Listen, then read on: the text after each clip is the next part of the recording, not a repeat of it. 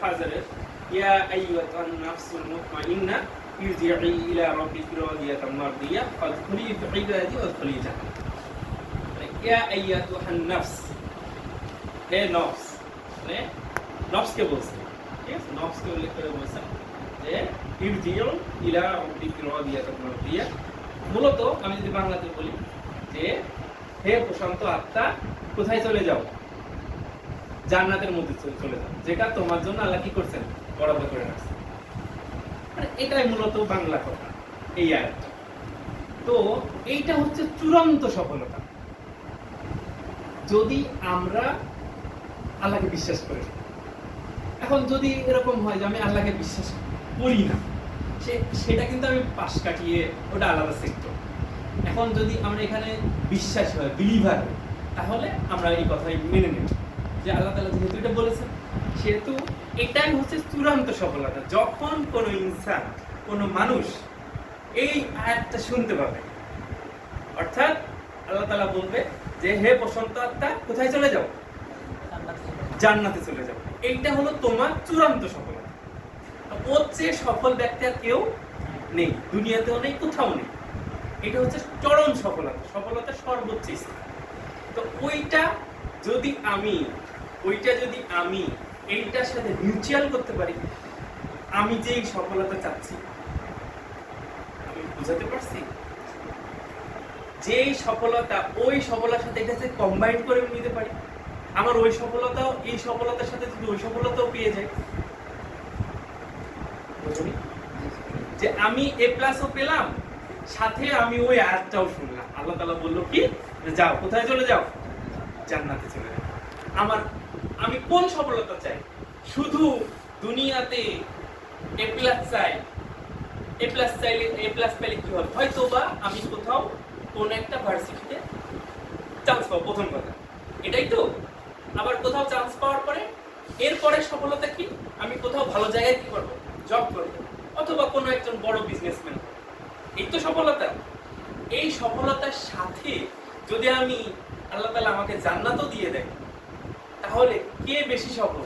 যে শুধু জান্নাত পেলো, মানে জান্নাতও পেলো, এগুলোও পেলো, নাকি যে ওই আয়াতটা শুনতে পেলো না? ওই আয়াতটা না শুনতে পাওয়া মানে কি, বুঝতে পারছো? ওখানে তো দুইটা অপশন। কয়টা অপশন? দুইটা অপশন। একটা অপশন জান্নাত আর একটা জাহান্নাম। দুনিয়াতে কত অপশন আছে, রাইট?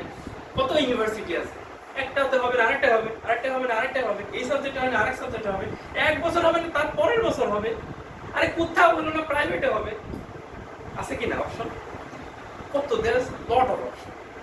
বাট ওইখানে কিন্তু কোনো অপশন নাই, দুইটা, জাস্ট দুইটা অপশন, হয় জান্নাত নয় জাহান্নাম। যে কোনো একটা অপশনকেই তোমাকে চুজ করতে হবে, আর চুজ করারও ক্ষমতা নেই। এখানে দুনিয়াতে তোমার চুজ করার ক্ষমতা আছে কি না? ওখানে সেটাও নেই।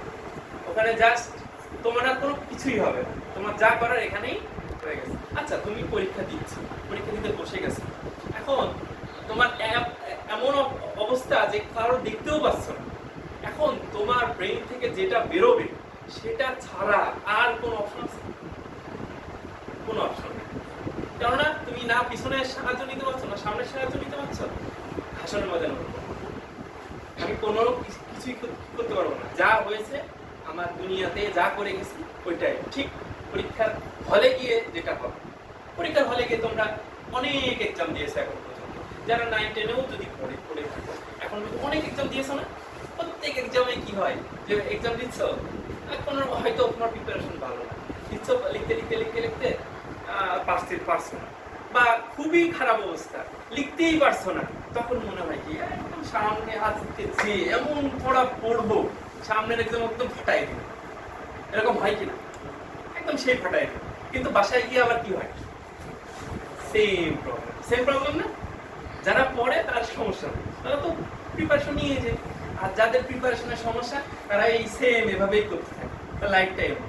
যেমন বিল গেটসকে একটা প্রশ্ন করা হয়, বিল গেটসকে প্রশ্ন করা হয় যে আপনার সফলতা পেছনে এক ওয়ার্ডে, জাস্ট ওয়ান ওয়ার্ডে ডেসক্রিপশন করুন আপনার সফলতা টোটাল কিভাবে হয়েছে। Just one word. গেস করতে পারছো? গেস করতে পারছো তো? ফোকাস। ওয়ান ওয়ার্ডে সে বলে কি? Just focus. Just focus. Focus কোথায়? টার্গেট। জাস্ট তোমার টার্গেটে ফোকাস রাখো, তুমি একাই চলে যাও।